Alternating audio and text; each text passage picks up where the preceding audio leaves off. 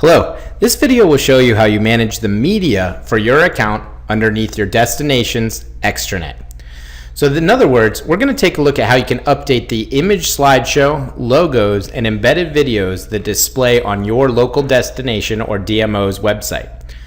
Hopefully each and every one of you knows that you have at least one page that displays on the destination website that gets viewed by a tremendous amount of leisure travelers, meeting planners, members of the media, tour operators, and everyone else in between.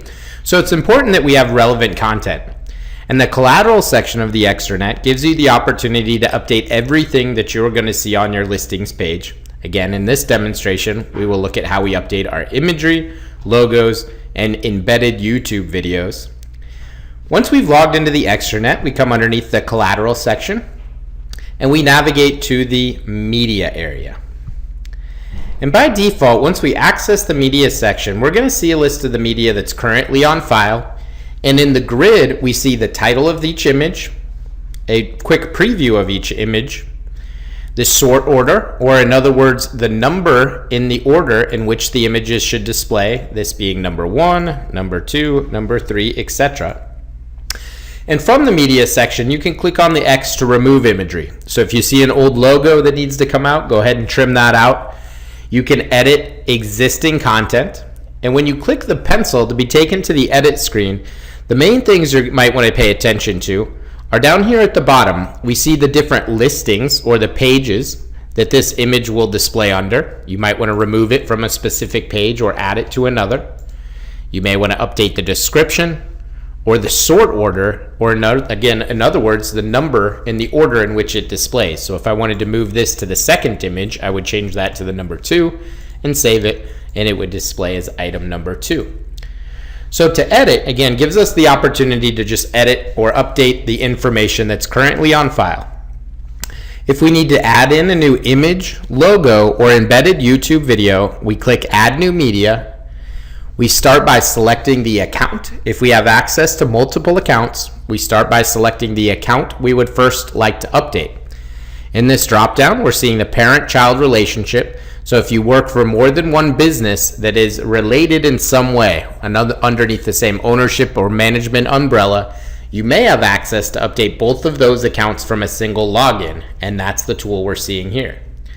So if I do have access to more than one account, I start by choosing the account I would like to update or add imagery to. I give the logo or an image a title, and I select if it is a logo or an image. I then add in the number in the sort order. These default at number 1 and automatically go up. So if I entered nothing here and saved it, it would be added to the last image in the slideshow. I can give it a nice description so I can easily identify that image or logo. I can then click, drag, and drop high-res versions of the imagery, or I can browse my desktop to select a specific image. And we do select using the most high-res version of the images. We would suggest them being square rather than vertical. And then we last but not least choose which listings that image should display under. Once we hit save, we do need to wait just a little bit because the destination does need to approve or deny these changes. Talk a little bit more about that in 1 second.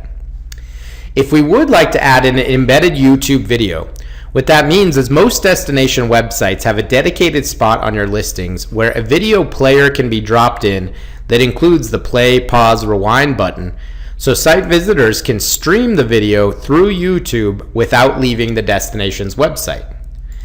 The way it works is we would do it in the exact same way that we saw earlier. If we want to add in an embedded video, we start by adding in the new image or new media file, selecting the account we would like this video to display under, the title, and now we instead choose the option of YouTube here. Again, give it a description and a sort order.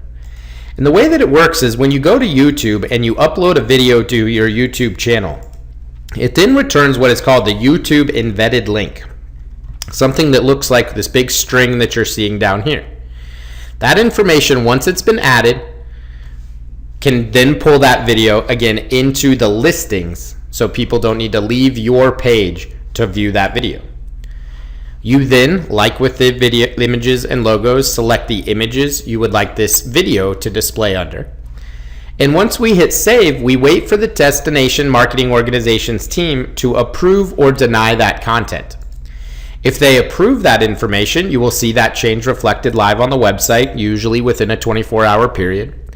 If they deny the message, sometimes the video or the image isn't formatted correctly, sometimes it's too low of a resolution image or video, you may receive an email notification letting you know that the media has been denied, letting you know why it has been denied, and asking you to try again. So if the message is a denied message, you can go ahead in here and try to upload the imagery, the logo, or the video again, and try to adjust it based on the destination's feedback. If they choose to push it live, once they hit the live button, that information will then display within an hour in most cases, sometimes within 24 hours underneath your listings page. Thank you for your time.